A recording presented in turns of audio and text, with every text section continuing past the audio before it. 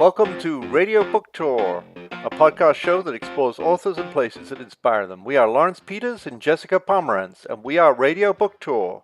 Our first stop is Baltimore. We visit a book festival that took place in September.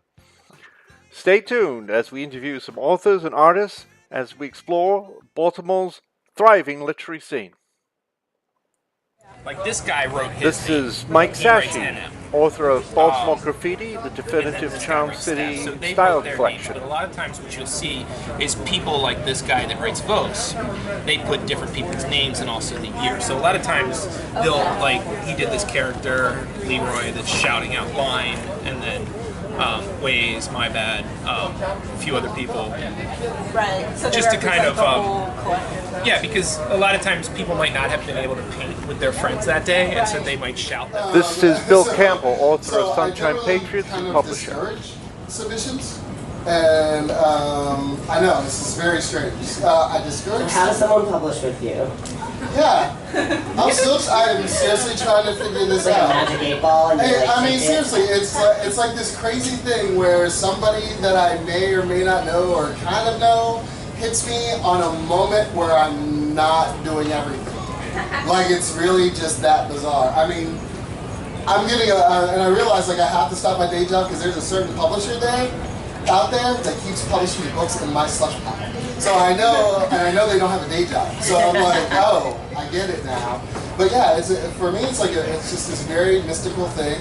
I have started dealing with agents, and the one thing about agents I will say is that they're very persistent. So it's probably good to have one. At my level, you don't need one. A few people who published with us got one pretty much soon after we came in published with us. So that's good. Yeah, I can't really describe how it works. We're here today with some people from the Chesapeake Shakespeare Company. Hi, I'm Ron Hennigan. Ron, and you're also going to be Brutus in another few days. Is that right? Yeah, we open Julius Caesar up at the Chesapeake Shakespeare Company on Friday, September 29th, and we run through October 29th at our 7 South Calvert Street Theater in Baltimore, Maryland. Right.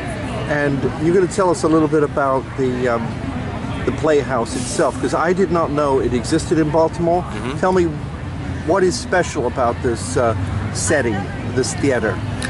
Well, the theater itself, we opened 4 years ago, and when we opened the space, we are one of the most intimate theaters in the state of Maryland. We seat 270, but as I said before, there are only, no matter where you sit in the theater, you're less than 40 feet away from the stage.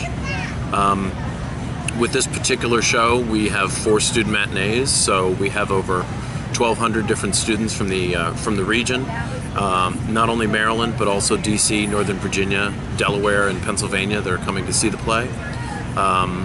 And our theater itself is the historic Mercantile Trust and Exchange Bank that was converted just over 4 years ago into our current space. This is Gene Thompson, Communications Director for the Chesapeake Shakespeare Company. A Christmas Carol, a very special, an original adaptation of Dickens' Christmas Carol that is set in Baltimore. Ebenezer Scrooge lives in Baltimore. And this is in homage to our bank building, which is our theater home. There was a counting house in the basement, and we have photographs of that old counting house. So we decided that Scrooge and Marley's place should be at our address. What a good idea. And so we're a Victorian building, it's a Victorian play. And when I began the research to assist the adapter, who is our founding artistic director, I learned that the year before A Christmas Carol was published, Dickens himself was in Baltimore. He visited America that year. How about that? He stayed 1 block from our theater location. The theater was not yet built, but he stayed 1 block from our site in a very fine hotel. Walt Whitman was there. When he was there, they both signed the register. They had a drink together. The name of the hotel? I believe it was called the Baxter. Okay, it's no longer there. Okay. But it's a marvelous, marvelous story because Dickens was a diarist. and his diaries have been located, and they are online, and you can read about his visit to Baltimore. And we used some of that material as we put together the play. So, for example, what was some of the material that you got in? Well, what's really interesting is, and I'm sure you know this, many people don't, when Dickens had a particular taste for an interest in advocacy for the poor, yes, for the mentally ill, for the downtrodden. And when he was in Baltimore, he asked to visit the insane asylum, the orphanage. I mean, what tourist wants to go to those places?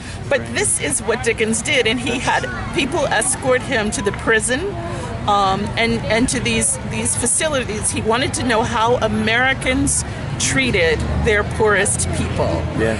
And in our version of A Christmas Carol, as the ghosts are squiring around Ebenezer and telling him the story of Baltimore's early days, we raise some questions about the treatment of the poor, the immigrants, and others who don't have what a wealthy man.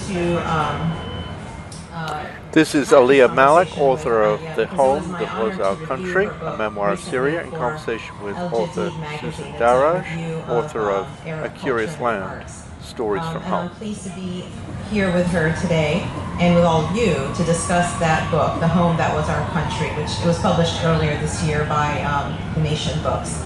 So a little bit more about Alia's background before we begin. Alia's a Baltimore native, so she's back home tonight. Go Baltimore. So the New York Times, in its review of your book, said that what you're doing is something new. It's called, they called it testimonial writing. I wondered what you thought of that label, and do you feel that that label reflects what you're trying to do in this memoir? Okay, we're going to start provocatively. First of all, thank you, Ed. Thank you to the IV. Thank you, Susan, and thank you all for being here very early on a Friday evening. Okay, so we are going to start a little controversial. So it was, first I should preface and say it was an amazing review in the New York Times. It was the cover of the book review.